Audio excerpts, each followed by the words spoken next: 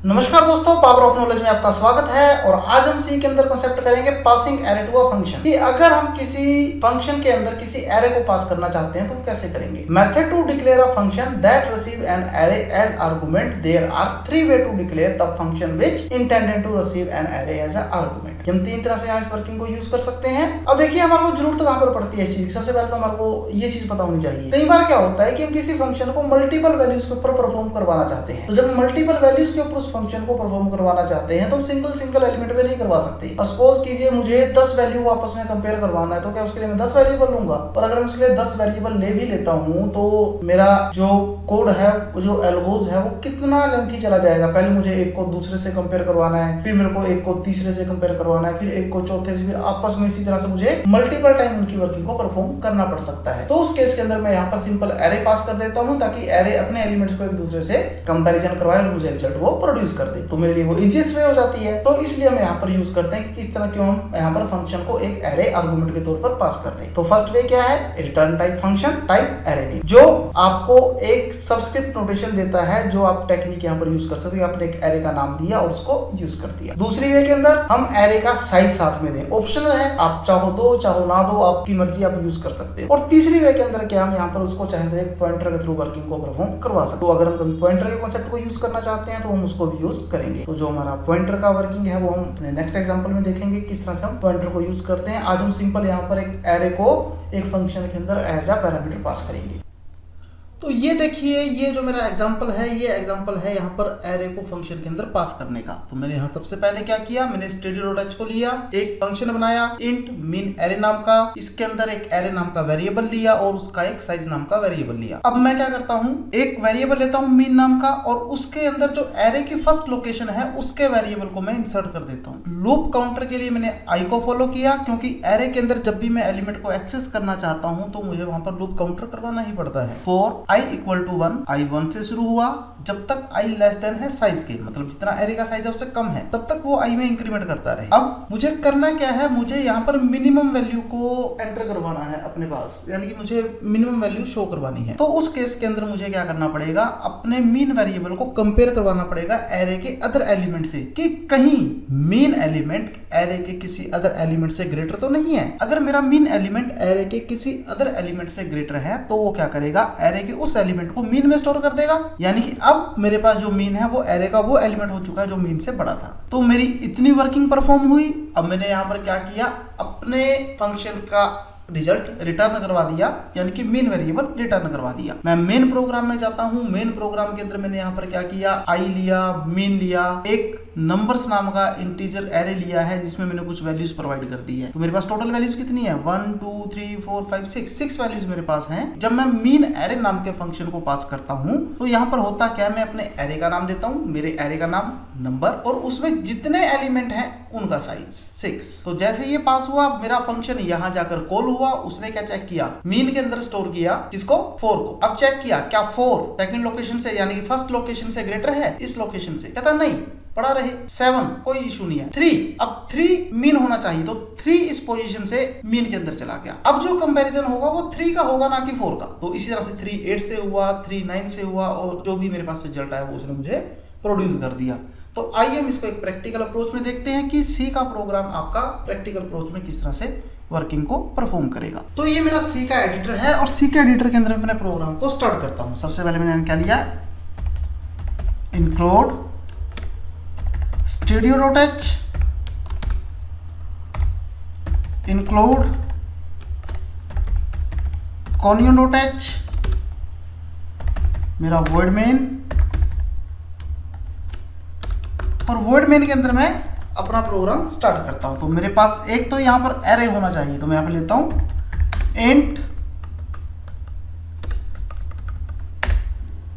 a, मेरा array, और arrays के अंदर मैं कितनी भी वैल्यूज ले सकता हूँ, मेरे ऊपर डिपेंड करता है। जैसे मैंने सपोज कीजिए यहाँ पर वैल्यू ले ली 23, 5, 24, 56, 7, 34।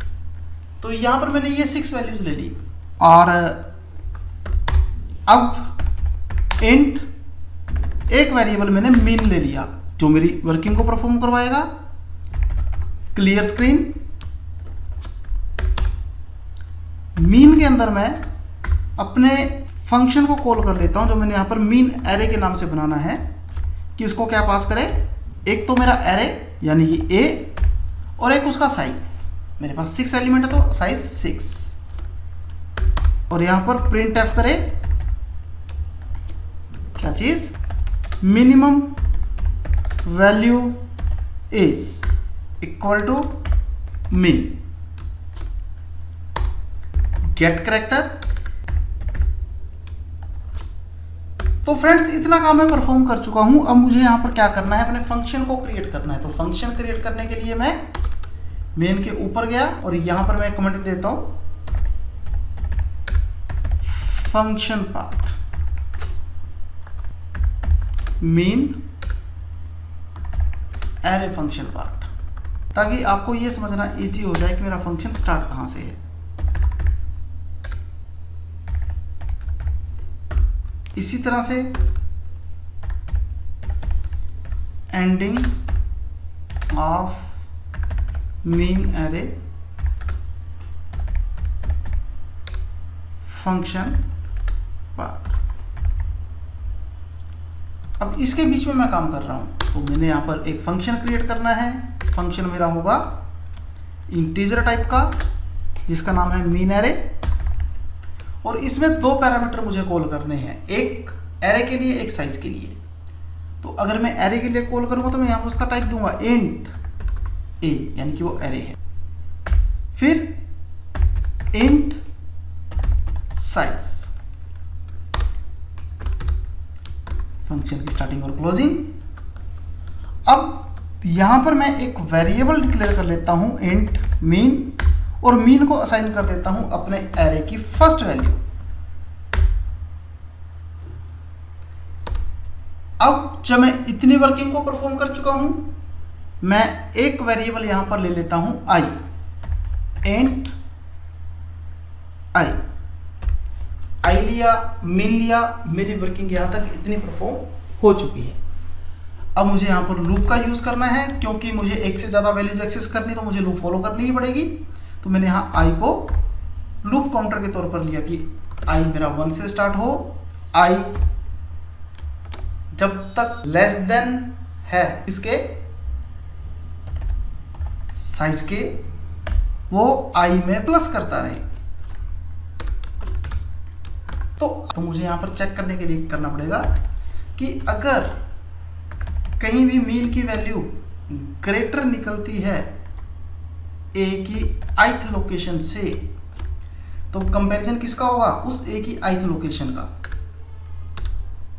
ठीक है ना, हम इस लोकेशन पे उसको कर देंगे कि मीन की वैल्यू में वो क्या डाल दे, ए की ith लोकेशन। यानी कि मीन को आपको हमेशा स्मॉल ही रखना है। अगर कहीं पर वो ग्रेटेस्ट निकल गया तो लोकेशन वैल्यू को चेंज करके मारेगा। अब इतनी वर्किंग मैं परफॉर्म कर चुका हूं। मैं अपने लूप पार्ट में जाता हूं और यहां से फंक्शन को रिटर्न कर देता हूं मीन की वैल्यू। तो जब मैं मीन की वैल्यू यहां पर रिटर्न कर रहा हूं तो मुझे इसका रिजल्ट अब प्रोड्यूस होना चाहिए। फ्रेंड्स, इस तरह से मेरी वर्किंग कंप्लीट हो चुकी है। अब मैं यहां पर एक हल्की सी मिस्टेक कर चुका हूं, मैं इसको थोड़ा सा इरेज कर देता हूं।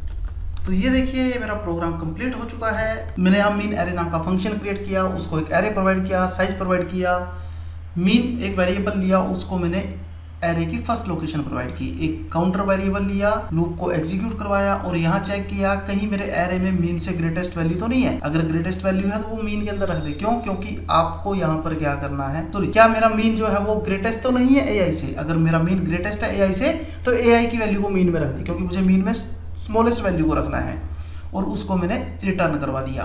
तो जब मैं अपने प्रोग्राम के अंदर गया आगे, तो आप देख रहे हो मेरे पास यहाँ मीन एरे में उस फंक्शन को मैंने कॉल किया है, उसकी वैल्यू को प्रिंट करवाना चाहता हूँ। मैं कंट्रोल F9 करता हूँ, उसने वैल्यू दिखा दी 5।